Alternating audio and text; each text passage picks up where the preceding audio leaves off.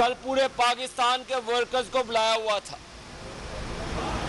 कि जैसे उन्होंने फैसला करना था पैनामा पेपर्स का, उन्होंने कल सेलिब्रेशंस रखी हुई थी कि इस्लामाबाद में जश्न मनाया जाएगा। खान साहब, पाकिस्तान की कौम जश्न जरूर मनाएगी, आयन और जमहूरियत की फतह का जश्न जरूर मनाया जाएगा।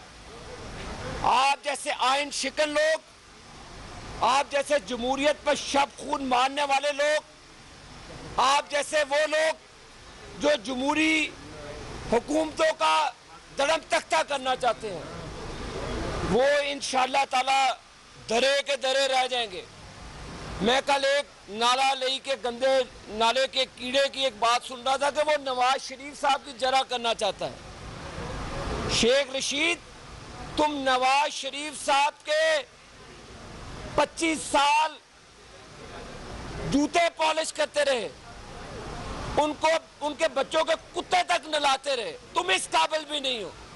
आज मैं शेख रशीद को चैलेंज करना चाहता हूं। ये कहता कि शेख रशीद एक मजदूर है, चले मान लेते तू 85 में तेरे पास मोटरसाइकिल था, जब नवाज शरीफ साहब के मुंशियों के पास भी मर्सिडीज गाड़ियां थी, और तुम्हें याद है कि मॉडल टाउन 180 में 179 में बैठकर रोजाना उनके बच्चों को तुम फुटबॉल के टिप्स दिया करते थे। आज तुम कहते हो कि मैं एक मजदूर हूं, माना तुम मजदूर हो। आज आबिद शेर अली का इस मीडिया के तवज्जुह से तुम्हें चैलेंज है कि तुम मेरी प्रॉपर्टी अपने नाम कर लो और अपनी मुझे दे दो। खुद ही पता चल जाएगा कि तुम कितने मजदूर हो और तुम्हारे सोर्स ऑफ इनकम क्या है। 85 में एक बंदा मोटरसाइकिल से चला, आज मोहल्लों का मालिक है, आज फार्म हाउसेज है उसके पास, मोटरवे के साथ साथ उसी हजारों एकड़ जमीन उसके नाम है। उसके पास ये कीमत, ये चीजें बेशकीमत चीजें कहां से आ गई?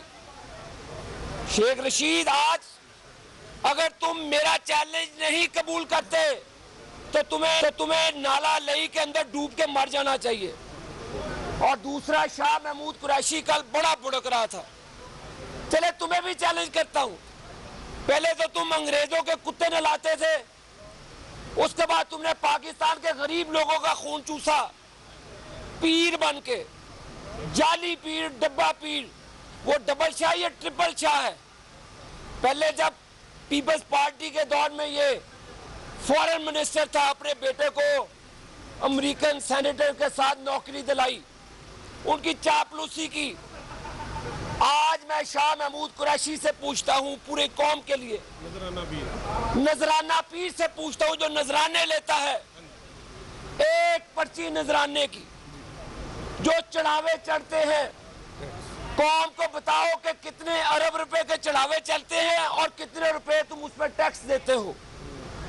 ये नजराने पीर, दरबारों के तेल चोरी करके बेचने वाले लोग आज ये बात करते हैं नवाज शरीफ के मद्दे मुकाबला आकर। पहले नून नींद में रहा, फिर पीपल्स पार्टी में गया, फिर ये अब पीटीआई में गया। ये लोग जमीर फरोश और ईमान फरोश है। बड़े इसके अंग्रेजों के आगे पाकिस्तान मुसलमानों की जमीर फरोशी करते रहे, मुसलमानों के लिए ये लोग अपने अंग्रेजों के साथ, उनके कुत्तों के साथ दौड़ते थे। आज इक़्तिदार के लिए पागलों के साथ दौड़ रहे। और वो बेगानी शादी में दीवाना दूल्हा, कल चौधरी शुजात साहब भी तशरीफ लाए थे यहाँ पे, दूल्हा दीवाना जो बेगानी शादी में, वो बिल बनाई आ जाते रहे।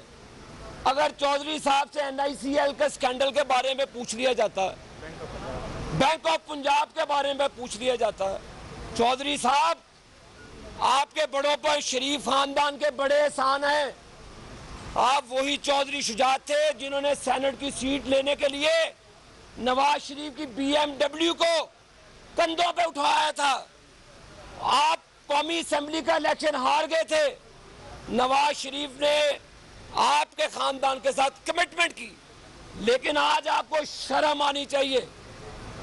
मैं कहना नहीं चाहता था आपको चले नवाज शरीफ तो अपना हिसाब किताब 4 नस्लों का दे रहा है। आप एक हवालदार के बेटे थे, आपके अबाओ जिदाद की कोई पाकिस्तान में जायदाद नहीं थी। क्या आप बताना पसंद करेंगे कि स्पेन में बेनामियां किसकी हैं, इटली में बेनामियां किसकी हैं, पेरिस के अंदर बेनामियां किसकी हैं? और ये मुझे समझ नहीं, ये सारे चोर बैठते आके, सारे दूरबीनी है, वो गिद्दे नहीं घूमती क्या पता नहीं कोई शिकार मिलने वाला है। 22 करोड़ अवाम का शिकार कोई नहीं कर सकेगा। हम उम्मीद और तवक्को करते हैं इस अदालत उज़्मा पे, जहां पे पाकिस्तान के महबूब जजेस बैठते हैं, ये अदारा आइन और कानून के मुताबिक फैसले करता है, ना कि किसी की मंशा के मुताबिक फैसला करता है, ना किसी पकौड़े बेचने वालों के कागजात की बिना पर फैसला करता है, ना कि जो कागजात बकौल उनके वकील के सर्टिफाइड नहीं है, अनसर्टिफाइड डॉक्यूमेंट्स पे फैसले नहीं होते।